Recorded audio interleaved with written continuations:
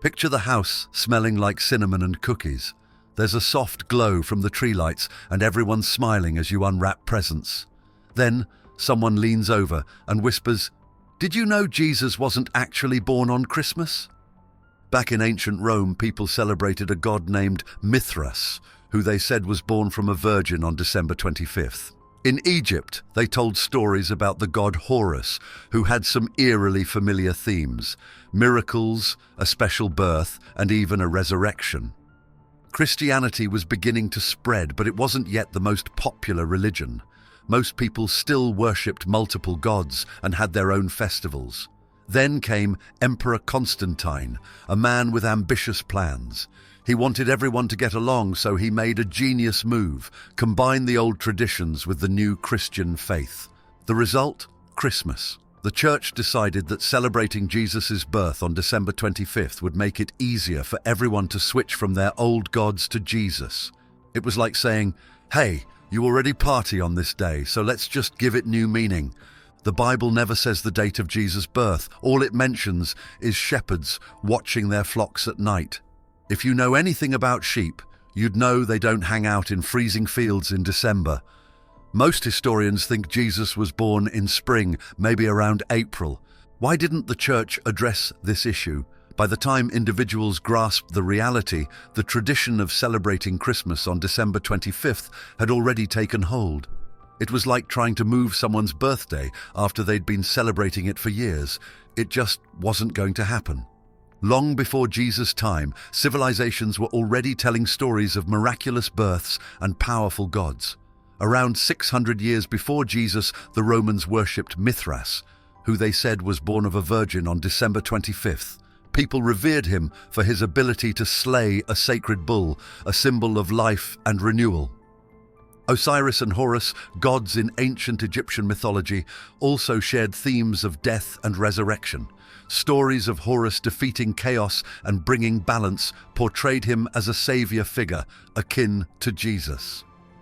By the time Christianity began to spread, people were already familiar with these kinds of stories.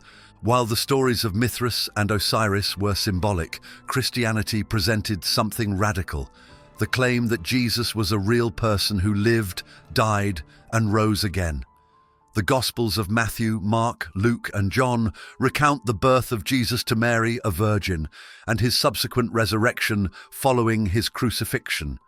The Gospel of Mark, the earliest of the four Gospels, was written around 70 AD, within 40 years of Jesus' death.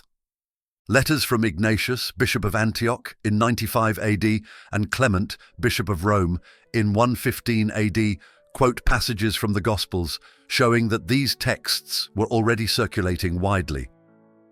The John Rylands Library in Manchester, England, preserves a fragment of the Gospel of John that dates to between 117 and 130 AD, providing one of the most compelling pieces of evidence.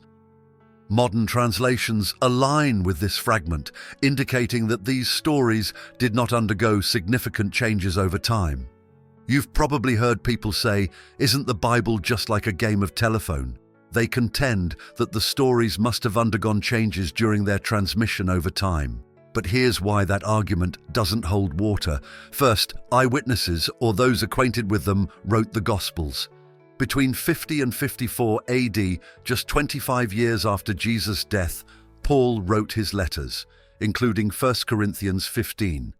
In these letters, Paul outlines the resurrection and names people who witnessed it. Early Christians memorized stories carefully, passing them down word for word. In a culture where oral tradition was key, they treated these accounts like sacred treasures. People who were still alive validated the Bible's stories, saying, "That's not how it happened," if someone attempted to alter the details. The Bible never mentions December 25th as Jesus' birthday. Instead, it focuses on events such as shepherds watching their flocks, which would have occurred in warmer months, most likely spring. Why do we celebrate in the winter? The answer lies in history, not faith. Around 336 AD, Roman Emperor Constantine declared December 25th as the official date to celebrate Jesus' birth. Why? the pagan festival of Sol Invictus, the unconquered sun, and the Roman holiday of Saturnalia, marking the return of longer days after the winter solstice, coincided with it. By aligning Christmas with these festivals, Constantine made Christianity more appealing to non-Christians. Despite these overlaps, Christianity's foundation is unique. It centers on the belief that Jesus physically lived, performed miracles, and rose from the dead, not on symbolic myths or abstract ideas. This is what sets it apart from ancient mythologies like Mithras or Osiris, where stories were metaphorical or symbolic. And yet, there's a beauty in how traditions evolved. The blending of cultures and holidays gave us Christmas as we know it today, a time of love, giving, and reflection. Beyond dates and traditions, what does all this mean for the big questions about God, miracles, and how we understand our place in the universe? The philosophy of religion gives us a framework to wrestle with these questions. If you believe the universe is only matter and energy, no spirit, no divine being, miracles are impossible. Why? The universe adheres to established laws, such as gravity and physics. A virgin birth or resurrection would break those laws, which naturalists argue simply cannot happen. On the other hand, if you believe in a higher power, a God who created the universe, then miracles become possible. Imagine God as the architect of reality. If he designed the laws of nature, he can tweak them, just like a coder can adjust their program. The virgin birth, for example, isn't just a story. For believers, it's proof that God can step into our world and do the impossible. But what about skeptics? They often argue, just because we can't explain something now doesn't mean it's a miracle. Maybe science will catch up. When people talk about God, they often picture a figure in the sky watching over everything. But is that the only way to think about God? Let's explore two perspectives. Traditional Christianity views God as the creator of everything, including matter, energy, spirit, and life itself. This God is personal, meaning he interacts with the world and cares about humanity. People view miracles, such as the resurrection of Jesus, as proof of this divine interaction. Some modern thinkers suggest a very different idea. God isn't a separate being, but the combined energy and consciousness of everything in existence. Suppose every mind, piece of matter, and ounce of energy were connected. That collective might be called God. In this view, miracles aren't acts of a deity, but shifts in energy that we don't yet understand. This idea of God as a collective consciousness raises fascinating questions. Does this connection imply that we are all divine in some manner? Could our thoughts and actions create the reality we experience?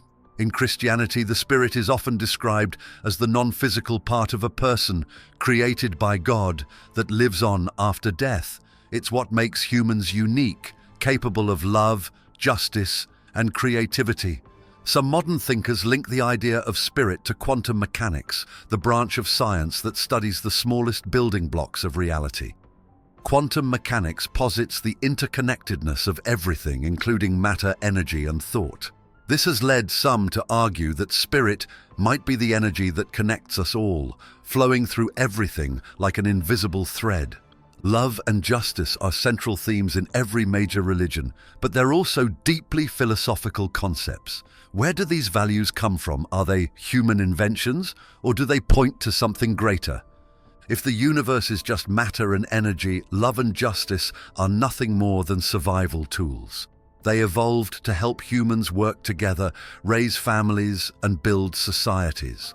Although people often perceive science and spirituality as opposites, the truth is far more fascinating. Let's unravel this complex relationship and see how it shapes our understanding of miracles, the nature of reality, and the existence of something greater than ourselves. Science is about finding patterns and uncovering truths about the physical world. Measurable evidence, experiments, and theories, ranging from the smallest atom to the vastness of galaxies, form the foundation of science. In the early 20th century, scientists discovered quantum mechanics. a field that studies the strange behavior of particles at the smallest scales. It revealed a bizarre truth. Particles don't behave like tiny billiard balls. Instead, they have the ability to exist in multiple states simultaneously, manifest and vanish, or even undergo changes depending on the observation. This challenges the idea of a fixed, predictable universe. Some people see this as evidence that reality might be more fluid than we thought, possibly even influenced by consciousness or energy. The Big Bang Theory suggests that the universe began about 13.8 billion years ago from a single, incredibly dense point that expanded into everything we see today. It's a scientific explanation for creation, but it raises a big question: what caused it? For some, the Big Bang points to a divine creator. For others, it's a natural event waiting for more explanation. While science looks outward, spirituality looks inward. It explores meaning, purpose, and the unseen connections between all things. One of the biggest mysteries for both science and spirituality is consciousness, the awareness that lets us think, feel, and experience life. Scientists can map brain activity, but they can't explain why we have thoughts and emotions in the first place. Spiritual thinkers argue that consciousness might be the essence of the soul, or a connection to a higher power. Spiritual practices like prayer, meditation, and visualization often tap into the idea that belief can shape reality. While science can't measure faith directly, studies have shown that positive thoughts and intentions can improve health and reduce stress. Is this a spiritual miracle, or just the brain's way of healing itself? The tension between these two perspectives often stems from their respective methods. Science relies on evidence. We consider something unproven if we cannot test or observe it. Spirituality embraces mystery. Spirituality places trust in experiences that defy explanation, such as the sensation of divine presence or the power of love. Historically, this divide has led to conflict. Think of Galileo, who faced opposition from the church for suggesting the Earth orbits the sun. But it's not all about clashes. There are moments where science and spirituality overlap, creating a space for both perspectives to coexist. Take miracles, for example, the virgin birth, the resurrection, or even modern claims of miraculous healings. To a scientist, these might seem impossible, breaking the laws of physics and biology. But to a believer, miracles are proof of something greater than nature. Could some miracles have natural explanations? For instance, scientists have studied rare phenomena where women become pregnant without traditional conception, despite these cases being extremely rare and typically involving genetic anomalies. Resurrection, on the other hand, remains beyond the scope of science. From a spiritual perspective, miracles aren't about defying nature, but revealing its deeper truths. People view them as manifestations of divine love and power, demonstrating the complexity and beauty of reality beyond our comprehension. Whether it's the Christian tale of Jesus, the Hindu teachings of Krishna, or the Buddhist journey of the Buddha, human stories often center on universal themes: self-sacrifice, kindness, and the triumph of good over evil. These stories resonate because they speak to something deep within us, a longing for connection and a belief in something greater than ourselves. Justice is a value that cuts across all human societies. It's the belief that actions carry consequences, rewarding good and punishing evil. But where does this sense of justice come from? Some argue that our brains as social creatures hardwire it, while others believe it reflects the divine nature of a higher power. Love is the most profound and universal value we experience. It binds families, creates friendships, and inspires us to care for strangers. In many religious traditions, love isn't just a human emotion. It's divine. Christianity describes God as love itself. The Bible teaches that Jesus' life and sacrifice were the ultimate acts of divine love. Similarly, other traditions see love as central to the universe. In Hinduism, love, or bhakti, is a path to spiritual enlightenment. In Buddhism, compassion for all living beings is a cornerstone of the faith. Even science acknowledges the power of love. Studies show that acts of kindness release chemicals in the brain that improve our health and happiness. From an evolutionary perspective, love helps humans cooperate and survive. But does this fully explain the depth of love we feel? Many argue that love's transformative power points to something beyond biology. Compassion is more than feeling sorry for someone. It's the ability to put yourself in another person's shoes and care deeply about their well-being. It's a value that transcends personal gain, urging us to act selflessly. Across cultures, the idea of treating others as you want to be treated is a universal principle. From Confucius in ancient China to Jesus in the New Testament, this rule is a thread that ties humanity together. It's not just a moral guideline, it's a reflection of our interconnectedness. Compassion drives people to fight for justice, help the poor, and care for the sick. It's the force behind movements for human rights and social change. But where does this deep concern for others come from? Some say it's a reflection of divine love. Others believe it's an expression of our shared humanity. While some values, such as love, justice, and compassion, are universal, they share certain traits. They transcend time and culture. Whether you lived in ancient Egypt or modern America, these values would still resonate. They inspire action. Universal values don't just make us feel good, they push us to make the world better. They connect the physical and the spiritual. These values often feel bigger than us, as if they point to something greater. Christmas isn't what we thought. We chose December 25th to blend faith with existing traditions. Not because it's Jesus' actual birthday. Each of these lessons challenges us to think differently about what we believe and why it matters. Sometimes questioning what we've always known can feel uncomfortable, even frightening. But isn't that where growth begins? If we never ask why, we risk accepting half-truths and losing sight of what's real. Take Christmas, for example. Knowing Jesus wasn't born on December 25th doesn't take away from its beauty. Instead, it deepens its meaning. It reminds us that traditions evolve, shaped by history, culture, and the human desire for connection. If this story has sparked your curiosity, inspired your thoughts, or given you a fresh perspective, consider supporting this content with a super thanks. Your support is making a difference, growing this community, and allowing these stories to reach even more people who are searching for clarity and connection. Whether you celebrate Christmas as a sacred holiday or a time for family and giving, the essence of the season remains: hope, love, and light in the midst of darkness. These aren't just Christian ideas, they're universal truths that resonate with every heart, no matter where you come from or what you believe. More importantly, this isn't just about one holiday or one religion. It's about understanding how history, science, and spirituality come together to shape our shared humanity.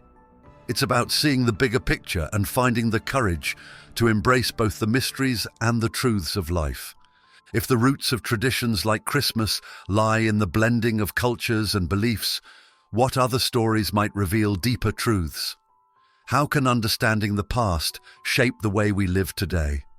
And most importantly, how do we use the universal values of love, justice, and compassion to create a better future?